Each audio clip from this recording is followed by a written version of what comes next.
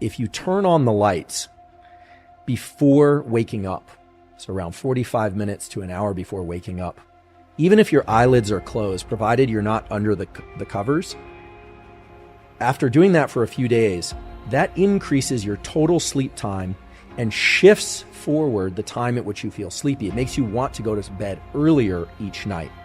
Now, in a kind of diabolical way, they did this with teenagers who are notorious for wanting to wake up late and stay up late. And what they found was bright light flashes, just turning on the lights in their environment, overhead lights, because they're trying to activate the system, and that's why they're using overhead lights, even through the eyelids, before these kids woke up, then made those kids naturally want to go to bed earlier, and they ended up sleeping longer. So that's something you could try. You could put your lights on a timer to go on early in the day before you wake up.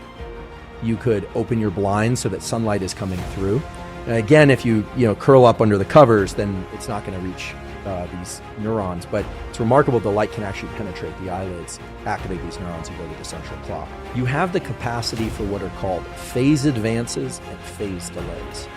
And I don't want to complicate this too much. So the simplest way to think about phase advances and phase delays is that if you see light late in the day, and in particular in the middle of the night, your brain and body will think that that's morning light, even though it's not sunlight, because you have this heightened sensitivity. And it will phase delay, it will delay your clock. It will essentially make you want to get up later and go to sleep later.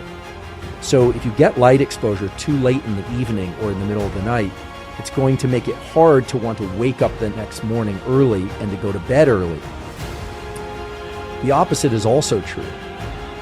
If you wake up early, say, 6 a.m. or 7 a.m. and get light exposure, or even earlier, 4 a.m., and get light exposure, it will phase advance your clock. Okay, it's going to make your clock think it's earlier, and you'll want to wake up earlier. So the simple way to think about this is if you're having trouble waking up early and feeling alert early in the day, you're going to want to try and get bright light exposure even before waking up, because it will advance your clock. It's sort of like turning the clock forward. Whereas if you are having trouble waking up early, you definitely don't want to get too much light exposure or any light exposure to your eyes late in the evening and in the middle of the night, because it's just going to delay your clock more and more. So rather than get into the specifics of everybody's situation, because there are many of you out there with different situations and lifestyle requirements, etc., the way to think about this is that you have these internal mechanisms of adenosine and circadian clocks, and they're always operating. And what you're trying to do is provide them anchors. You're trying to provide them consistent, powerful anchors so that your cortisol, your melatonin, and then everything that cascades down from that, like your metabolism and your ability to learn and your sense of alertness, your dopamine, your serotonin, all that stuff is timed regularly. One of the reasons why there's so much challenge out there with focus and anxiety and depression, there are a lot of reasons for that. But one of the reasons is that people's internal mechanisms aren't anchored to anything regular. Now, this doesn't require being neurotically attached to getting up at a very specific time, going outside, viewing the sunlight at the same time every day.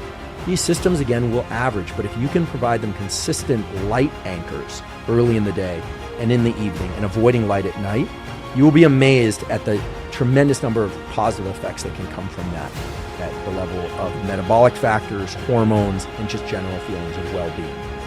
In fact, most of us are familiar with what it is to not sleep well and all the terrible effects that has. Maybe one night you're fine, 2 nights even. For the new parents out there, I sympathize with you.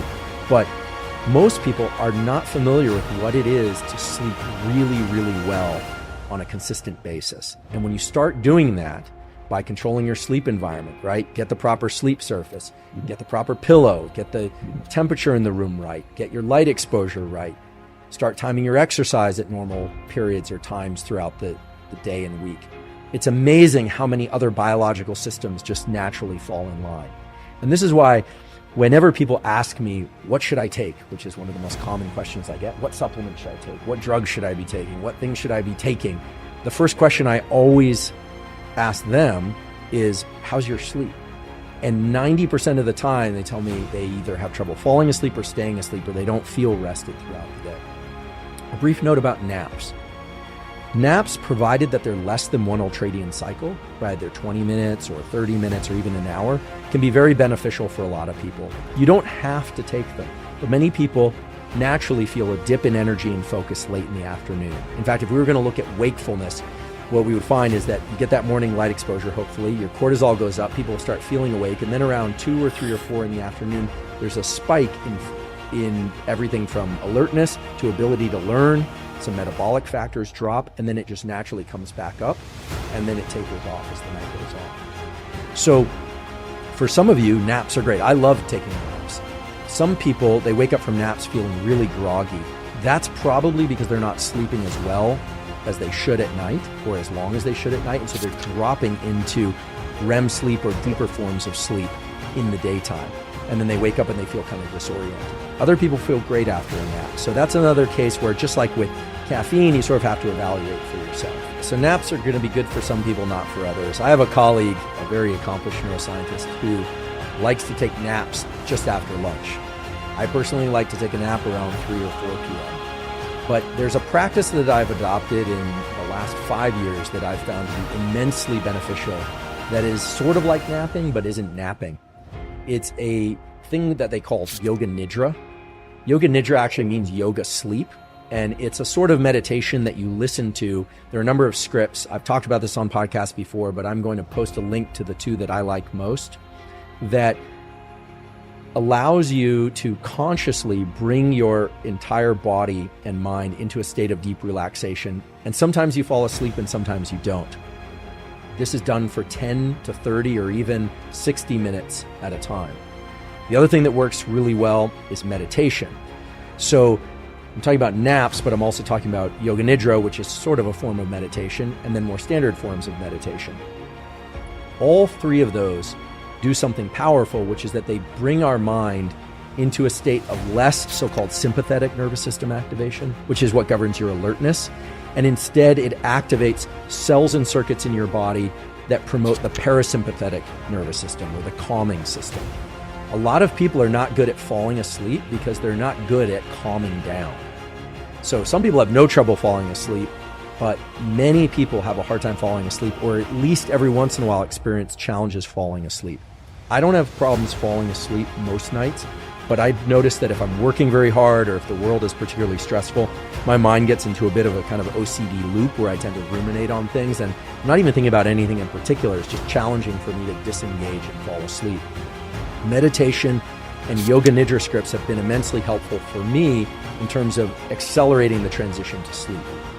So they involve taking a few minutes, 10 to 30 minutes or so, just like you would for a nap, and just listening to a script almost passively.